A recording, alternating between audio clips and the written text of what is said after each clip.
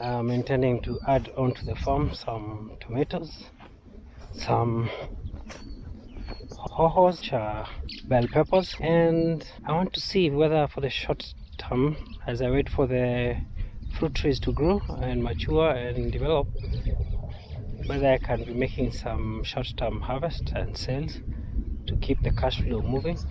So because of that, started a nursery. So I had one of my farm hands dig some 5 steps by 10 step section, whereby we can try putting up some nursery to see how it will develop. So I was here today and I just lifted it up. Now I want to rake it so that I can level it. Then hopefully by tomorrow we can get some manure that will be broadcast onto the whole area before we plant by the end of the week. For now it's just a matter of raking to ensure that everything is level. If this is the first time you are watching my video visiting my channel, kindly hit the subscribe button below and click the bell button to turn on the notifications.